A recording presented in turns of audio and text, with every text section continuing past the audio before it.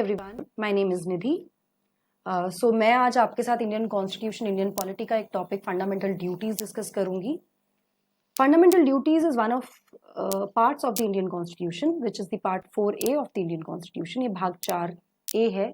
हम सभी जानते हैं कि हमारा कॉन्स्टिट्यूशन जो है वो अलग अलग पार्ट्स में और शेड्यूल्स में डिवाइडेड है। उसमें से एक पार्ट है पार्ट 4A जो कि फंडामेंटल ड्यूटीज है हमारी। सो as we can see this A here, we can understand that this was not originally a part of the constitution. Fundamental duties जो थी, though we understand that fundamental rights and duties go hand in hand, but fundamental duties हमारे original constitution का part नहीं थी।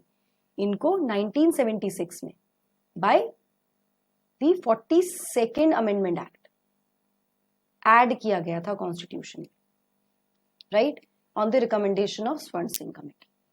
Now, the question arises, why was there a need of adding fundamental duties as a part in the Indian Constitution when originally this was not given place in the Constitution?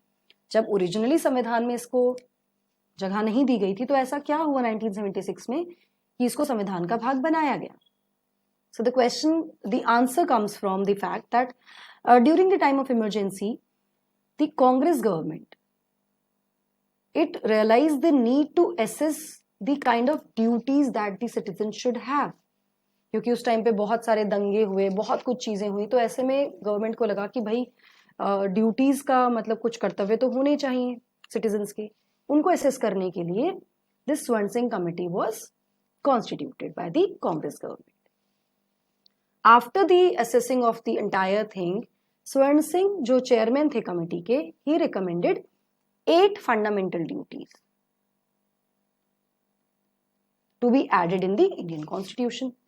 But the then Congress government decided to add 10 fundamental duties instead of 8. तो 2 duties और add करके, recommendations are always recommendations ना, government उसके बाद अपने according काम करती है। 10 fundamental duties को add किया गया। At present we have 11 fundamental duties. The 11th fundamental duty was added in 2002 in the form of the duty of parents or guardians to provide education to their wards, right? ये एक important duty add हुई है, उससे पहले 10 fundamental duties। Now let's understand the concept of fundamental duties। भाई fundamental duty की बात तो हम कर रहे हैं, हमने भी समझ लिया स्वर्ण सिंह कमेटी ने रिकमेंड किया, स्वर्ण सिंह कमेटी के रिकमेंडेशन पे these duties were added to the constitution. अब हमें पता है कि इंडियन कॉन्स्टिट्यूशन है जो वो है, it's a bag of borrowings. हमने बहुत सारी चीजें अलग अलग कॉन्स्टिट्यूशन से बोरो करी हैं। So is the case with the concept of fundamental duties. We have taken this concept from the former USSR. Russia से हमने ये कॉन्सेप्ट लिया है।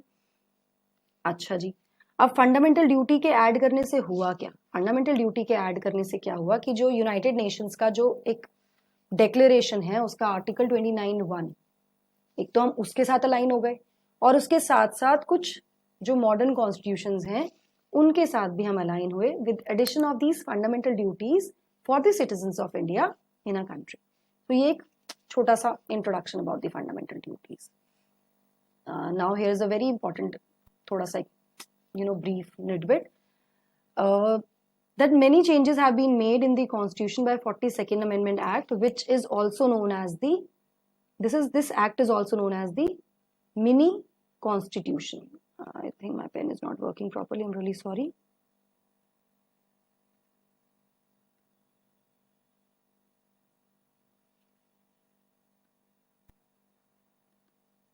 There is some problem with the pen, I guess. I'm sorry, guys.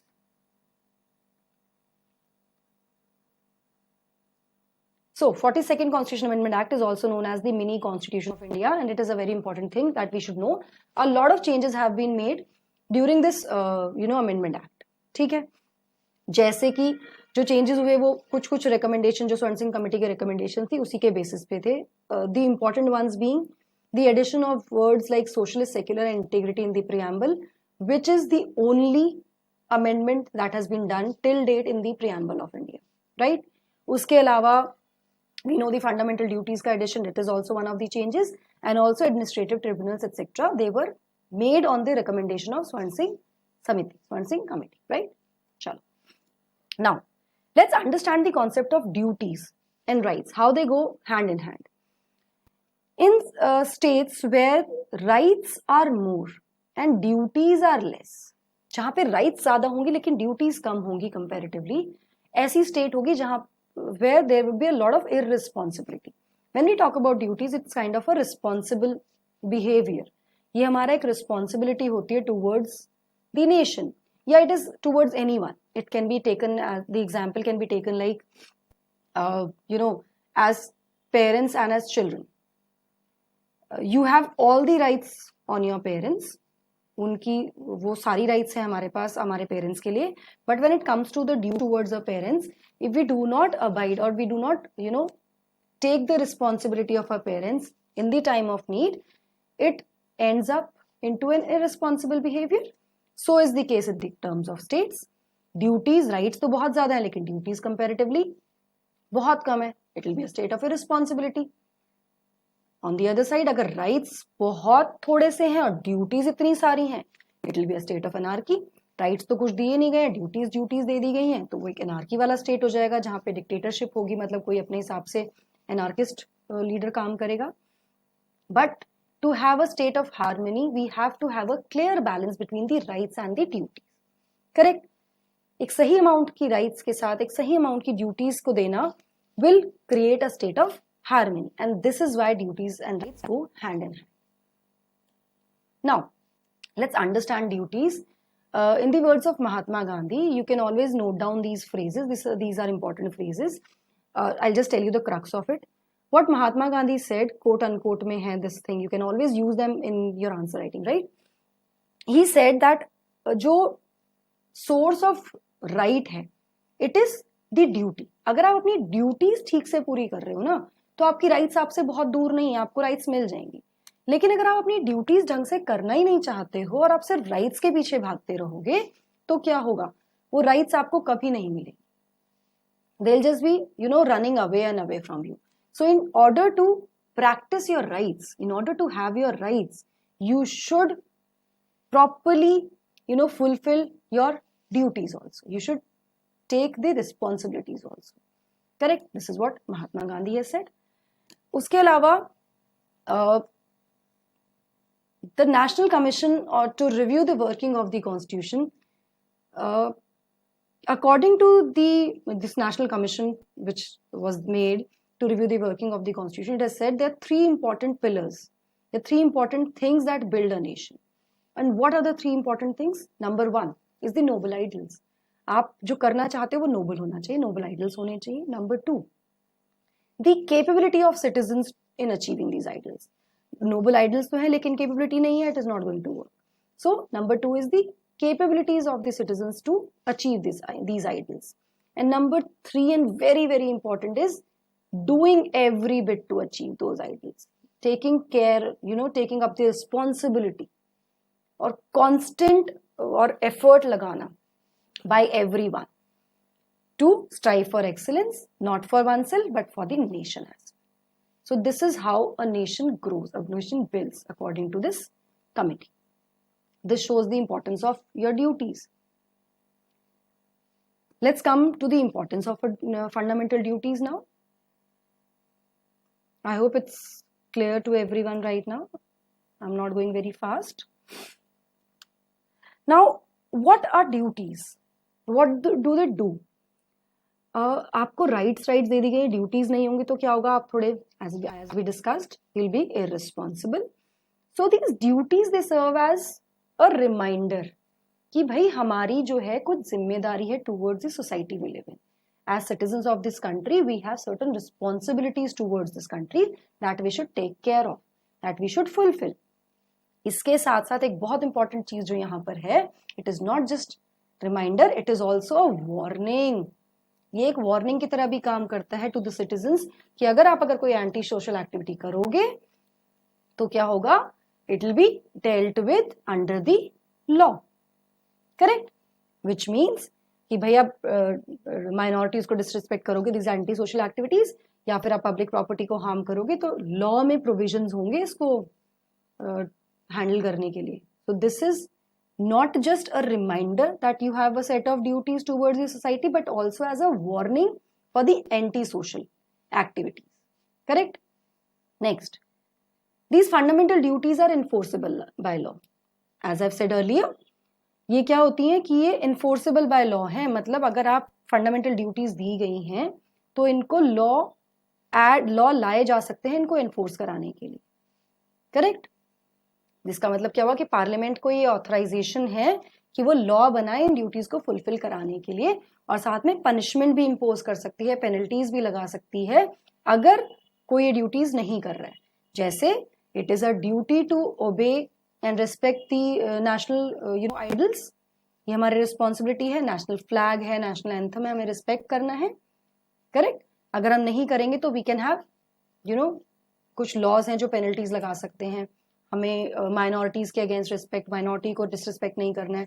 अगर हम करेंगे तो हमारे उसके अगेंस्ट लॉज हैं, तो enforceable by law. Next is they serve as a source of inspiration for the citizens and promote a sense of discipline and commitment among them.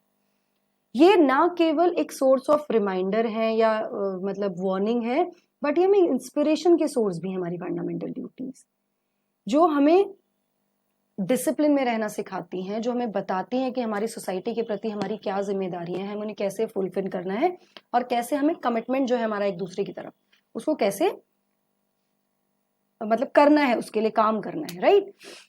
उसके अलावा हमें यह भी पता लगता है ड्यूटीज के थ्रू कि that citizens are not just spectators. हम सिर्फ स्पेक्टेटर्स नहीं है, बल्कि we are participants in national building, in nation building. हम सिर्फ स्पेक्टेटर्स नहीं है कि मेरे स्पेक्टेटर्स, बस हमारे पास कुछ राइट्स हैं और स्टेट को बता दिया गया है कि उसको क्या करना है डायरेक्टिव प्रिंसिपल्स के थ्रू, हमें तो कुछ करना ही नहीं है. तो we are not just spectators, we have fundamental duties which remind us that we are active participants. हमारा भी रोल है in nation building. Right? Next, जो हमारी ड्यूटीज हैं तो ये ना इनको हम दो पार्ट्स में डिवाइड कर सकते हैं. कुछ मॉरल ड्यूटीज हैं जो मॉरली हमें फुलफिल करनी होती हैं, और कुछ सिविक ड्यूटीज होती हैं. As a civil society, as a citizen of the nation, we have to do that. तो मॉरल ड्यूटीज में आ जाता है, एक्सक्यूज मी, लाइक अपने जो नोबल आइडल्स हैं फ्रीडम के, जिन लोगों ने स्ट्रगल किया, फ्रीडम स्ट्रगल में अपना सैक्रिफाइस किया, उन लोग को उनको याद करना, उनकी मेमोरीज को रखना, इस तरह की जो चीजें वो हमारी मॉरल रिस्पॉन्सिबिलिटी है. करेक्ट? लेकिन एट द सेम टाइम अगर हम सिविक रिस्पॉन्सिबिलिटी की बात करेंगे, it is respecting the constitution of India, which is the utmost powerful thing in the country. ठीक है? सबसे ज्यादा जो पावरफुल चीज है वो कॉन्स्टिट्यूशन है कंट्री का, उसको रिस्पेक्ट करना, that is a civic responsibility. अपने नेशनल फ्लैग, नेशनल एंथम को रिस्पेक्ट करना, that is also a civic duty as a citizen of India.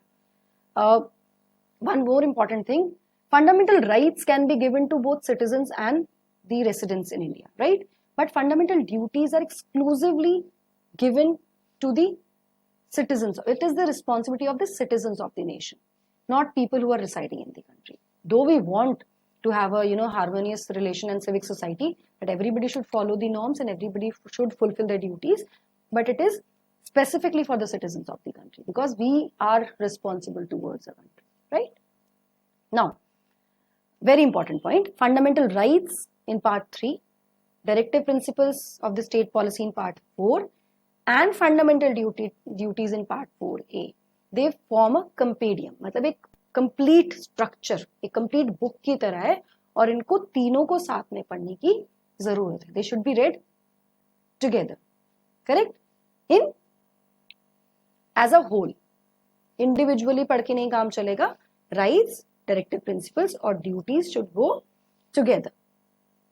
Next is, it is true that there is no legal sanction provided for the violation or non-performance of fundamental duties. Of course, कोई legal sanction तो नहीं है और कोई specific provisions भी नहीं है enforceability के लिए, है ना, और कोई specific provisions भी नहीं है. But constitution में law बनाए जा सकते हैं पार्लियामेंट के द्वारा, constitution में नहीं है. बट फंडामेंटल ड्यूटीज के अंदर एक अपना एक कैरेक्टर या अपना एक एलिमेंट है of compulsion regarding compliance. They are compulsively to be followed. उनके अंदर अपना एक एलिमेंट है of compulsion. Right? I hope you understood this. So here is a chart where I've shown two different sides and we can see, थोड़ा सा brief करने के लिए है, you can see the destruction that has been created on one side and the kind of responsibility that we have towards the nation. अगर हम ये responsibility ढंग से पूरी करेंगे तो ये जो destruction हमें दिख रहा है साइड की दूसरी तरफ like this and this kind of thing, जो harm of public property है, pollution create करना है, ये public property को harm पहुंचाना है. Public property is property of all. अगर हम इनको as duty follow करेंगे, अपनी responsibilities को ढंग से निभाएंगे तो we'll have a harmonious society. Like you following your idols, you can see here national flag always up high, respecting the Constitution of India. It is the most important thing. Respecting the idols of our national freedom struggle, right? Education for kids, treating everybody equal, brotherhood, promote karna, and education for all. These are few of the things that I've mentioned here.